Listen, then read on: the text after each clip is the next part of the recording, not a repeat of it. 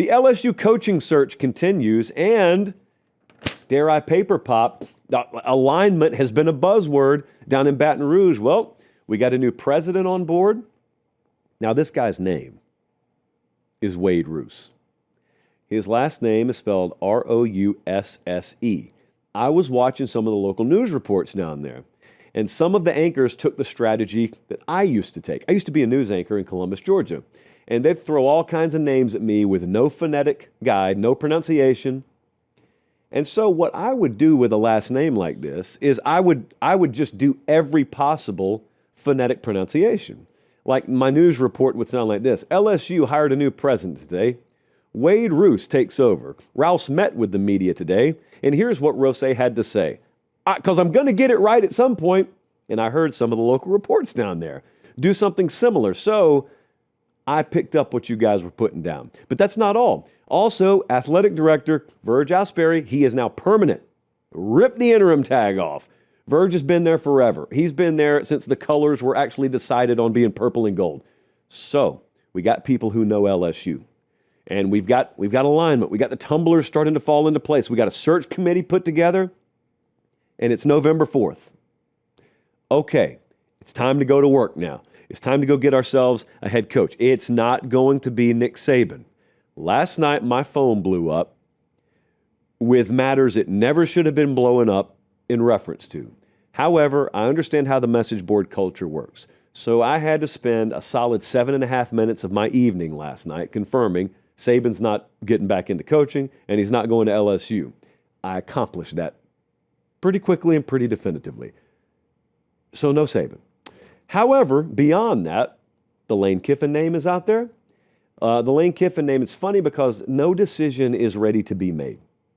Doesn't matter if he doesn't want to come or he doesn't want to come. There's no decision to be had right now. And I'm going to tell you why. Because Lane Kiffin is in the middle of a playoff run right now. So I know there's some rumors floating around that he's been very turned off by the political theater that we all saw last week. Of course he was turned off by that. That's not rumor, it's fact. Who's turned on by that? LSU fans hated it. Like, who would possibly be turned on? That's the bad news. Here's the good news.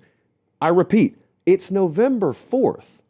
So if the governor keeps his mouth shut publicly about this, you're not going to hear another thing about him and about this for the next month. And you're going to get a legitimate search put together, and it's going to have a month's worth of steam behind it. And then Lane's going to finish his season, at least his regular season. And then when it comes time in late November, early December, for the actual in-person interview to happen, if you choose to have one, and if he agrees to have one, that's really when the decision will be made. I am telling you, my opinion on this has not changed. I don't think Lane Kiffin knows whether he's going to take that job if it gets offered to him. I think there's a lot of theoretical, it's 50,000-foot stuff, it's floating around. There is no shame in just waiting it out. Hey, really quick timeout. We'll get right back to the video. Do me one favor. Make sure you're subscribed. It helps us keep the show free. It helps us keep the lights on. It helps us keep doing college football year-round, and we appreciate it. All right, back to the video. Let's just see how it settles. Let's see how Verge does in the AD's role. Let's see how involved person A, B, or C is in this search. Let's see how I feel in a month. Let's see how my season finishes. Let's see if they're okay with me making a run deep into January, or if they want a guy named by mid-December. Like, there are a million different variables. You don't have to have it figured out right now. And I don't think Lane does, and I don't think LSU does. That search, in many ways, is just now starting. What that doesn't mean is people don't have opinions on coaches. But there's a big difference in having an opinion on a coach. You know, like, hey, I think Drink could do really good there. I think Summerall would do really good there. That's not a search. That's an opinion. A search has 15 different layers to it, really like 1,500 different layers to it. So that hasn't begun yet. But let me toss a theoretical to you, and this could just as easily apply at other places. How long are you willing to wait? How long is LSU willing to wait? Let's say they identify option A, and let's say it's Lane Kiffin, for an example. How long are you willing to wait? Let's say it's Marcus Freeman. That'd be the guy I contacted before anyone, by the way. How long are you willing to wait? So let's say my option A is Marcus Freeman. Let's even say I know he's 75% willing to come. That is a number I pulled out of thin air. I know nothing about how attracted Marcus Freeman is to the LSU job. But let's say he was. How long am I willing to wait? So, a couple of scenarios here. Scenario one, I identify one of those guys, my option A, and he's option A by a mile, but he's going to go all the way to the national title game. Am I willing to wait until the third week in January because he's my slam dunk option A? Or am I making that a non-starter? Am I looking at it and saying, if he makes the playoff but gets eliminated first round, we'll hire him. Maybe even if he gets eliminated second round, we'll hire him. But if it goes past that, because we got that window in early January, we got to have a coach in place by then. Is that how important that window is? I'm asking. Now, there's another scenario there.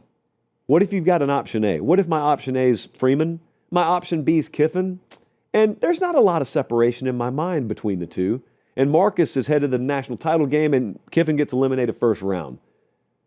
Am I willing to just say, forget this, man. Just call Lane, let's get it done, if he's willing to come? How that plays out at Penn State or at Florida or at Auburn or at LSU is really fascinating to me because we just haven't seen this kind of atmosphere. Like, we haven't seen this kind of climate, I guess is a better way to put it, lately. I'm just telling you, an aligned LSU is a very scary LSU. There's the hot board according to NACOS, and it's got Kiffin on it, it's got Freeman on it, Kenny Dillingham, Jeff Brom, Eli Drinkwitz, Clark Lee, Brent Key, Sumrall, Joe Brady. I am firmly convinced there are names out there that are really big that are not even listed on that board that would be very attracted to an offer from a fully aligned LSU. But they got to be convinced about the alignment. And that's really not something you do in newspaper articles. What is it, 1997? That's not really anything you do in press conferences. That's something you do face-to-face, eye-to-eye, and you lay it all out. Here's how it's going to work. Here are the guarantees we're going to give you. Here are the resources you're going to have. Here's who is and isn't going to be involved in the day-to-day around here. That's alignment. If you've got it at LSU, aren't many jobs better. Hey, did you see the scandal today, Jesse, on Twitter? Formerly Twitter. I don't even call it X. I call it formerly Twitter. So Quick Trip Joe is our liaison, if you will. When I need to talk to Quick Trip, I talk to Quick Trip Joe, QT Joe, as he is listed in my phone. Normally, when I'm perusing around the internet and someone hits me up and says, hey, I need some free gas, and I decide to give them a free tank of gas, which I have the power to do, the power granted to me by Quick Trip, I'll say, hey, Quick Trip, give Jack a free tank of gas. And then the Quick Trip account will come in and say, at Jack, 12356, check your DMs. We're giving you some free gas. That's the way it works. It's a really powerful feeling. That's not the way it worked today. Today, I have it on good authority from QT headquarters that QT Joe was walking into a meeting. I gave away a free tank of gas. He saw it, and from his own personal account, said, DM me. QT Joe outed himself today is what I'm trying to tell you. So there was once upon a time on this show, people didn't even think Jesse was a real person. And then we proved that wrong. And people really think Colin wasn't a real person because Colin's disappeared, allegedly. Colin has not disappeared. Director Colin is alive and well and still doing exactly what he was doing, just at a different company than we are at the moment. And lately, they thought QT Joe was a figment or pigment of my imagination. No, he's very real, as is Quick Trip. So because of them, we will head to Lubbock, Texas Saturday, and we will be there with the rest of the free world at Brigham Young, Texas Tech. The new Fall Don't Lie Tour t-shirt that honors that trip is available right now. It's available 1 week only, people. PateStateMaterial.com. The Fall Don't Lie Tour, the Lubbock edition. That t-shirt, it tops off any wardrobe. Any wardrobe. We're happy to wear it. We're happy to sell it.